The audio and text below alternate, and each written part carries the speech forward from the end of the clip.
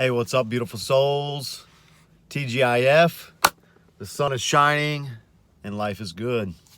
I hope your day has been filled with joy and happiness, and not just because it's the weekend, but because you've been able to be present.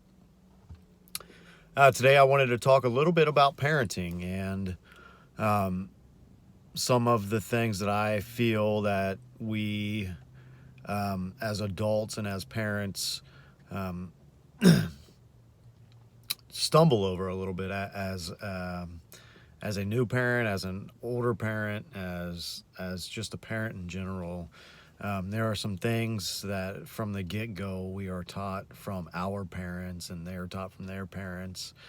And one of those things is uh, something that I feel leaves people lost growing up and into their adulthood, and that is the fact that as parents we tend to dictate instead of guide. And to to me, um, and this is something I've learned recently, and I'm just as guilty of dictating my children's life. Um, but as a parent, our job is to guide and to let our children experience and let our children fail. I think one of the biggest problems our society is facing is these parents, us, we want to be our children's friends, and we want to coddle them, and we want to protect them from this world, and to a certain extent it is our job to protect them from imminent danger, and to guide them in a direction where they are going to be safe. But to prevent them, our children, from experiencing negative happenings, experiencing heartbreak, experiencing failure, um, we are doing a disservice to ourselves, to our children, to our future generations, to humanity as a collective. Because um, if we want to evolve and we want to um, continue to evolve later on in generations to come, we have to let our children experience. And that is experiencing good, experiencing bad, experiencing success, experiencing failure. I'm reading a really wonderful book, 12 Rules for Life by Jordan Peterson, and he puts it in such a wonderful way and asks the question: do you want your child to be strong, or do you want your child to be safe? Because, you know, yeah, sure, you can keep your child safe by putting them in a bubble essentially and not letting them experience life, but you can't be there forever unless you want the 40-year-old virgin living in your house, or stepbrothers, whatever.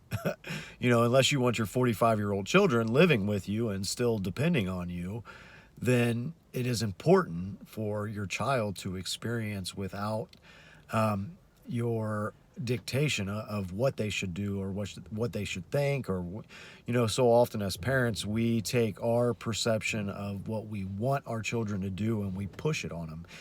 Some parents even live their life vicariously through their children, and things that they wanted to experience as children that they never got to. People tend to force that on their children, and if a child wants to do something, so often we're like, no, you're not doing that, you're doing XYZ. And one thing that growing up, my parents always told me I couldn't go to the vocational school. I was too smart to go to the vocational school, that I needed to finish high school and go to college. Well, I feel like a lot of parents steered their children that way, and now we're short of trade jobs, and now the trade jobs are where a lot of the money's at, because there's people coming out of college with $100,000 degrees that are making $30,000 a year. And life is not about money, and that's not what I'm trying to get at. But as far as dictating, based on our limited perception of what our reality is and what our reality as parents should be, we often rob kids of following their passion, and pushing our children, and doing a disservice to our children by pushing them into fields that they have no interest in, no passion for, and really robbing them of their pure joy and their pure happiness. And that starts from a very, very early age, and this is just something that most aren't consciously aware of. But when you build a relationship with the Creator and the divine should be the only authority in your life. And when we have children, we take on that authority role. So from the get go, we are already separating them from the one true source of authority, and that should be the creator of this reality. And we start to take that authoritative role, and then society adds teachers as an authority, and adults in general, and police, and military. You know, we add all these authorities to our lives, and little by little we are disconnecting from the true authority, and that is the creator, which is self.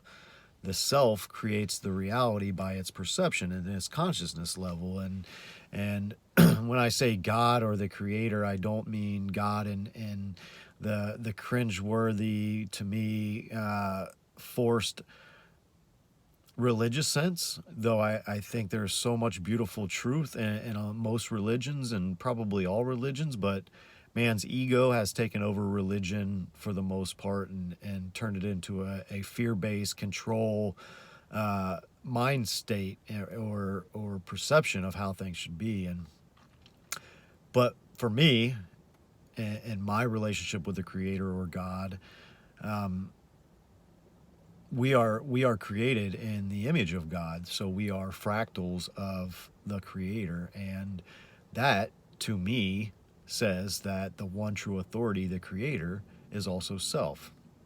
So self is the one true authority, so you should always speak your truth. You should always walk the path that feeds your soul, and that lights the fire within. So you have that passion for life, and you only have that one authority figure. And yes, I understand we have to abide by laws, and there are things in place that we have to abide by. But when you are governed by self and God, then love is the law. And when you love self, and you love your fellow humans, and you love creation itself, then there's no need for authority, because you walk the middle path, and you walk a pure path of doing the right thing. And as long as you do the right thing in your life, you'll always be taken care of. And I'm not saying taken care of in a sense that nothing bad will ever come your way, but and heaven is a state of mind. And if you keep a positive perception, and you live from heart center, and you have your heart mind connection solidified with different discipline practices, and being your one true authority for yourself, then you'll be taken care of, and create that heaven for what you and your consciousness will evolve to once you are done with your lessons in this physical manifestation, and move on to the spiritual realm. So just bringing awareness to parents, so that we can be mindful of how we are raising our children. We often let our irritability and our stresses as adults rub off on our children, and I'm just as guilty of getting on my children when they're like, dad, dad, dad, dad, dad. But if you step back and you look at the situation from a third party view, or become the observer, you know, oftentimes we tune our children out if we're focused on something else, or we're stressed, or we let our stresses come out like, hey, not right now, damn it, and that child feels rejected, and feels like, oh, what the hell? It doesn't feel the love. And I understand you can't shield your children from everything. I'm not saying that. I'm simply just trying to bring awareness to the things we do as adults that these children don't understand, and that we can really do a better job in helping our species evolve in consciousness, and evolve in awareness. So I love you guys. I hope you have an absolutely beautiful weekend. I hope that your weekend is filled with laughter and joy, and people you love. And most importantly, I hope that you listen to the one true authority in your life, and that's you and God. So Have a great weekend and blessings.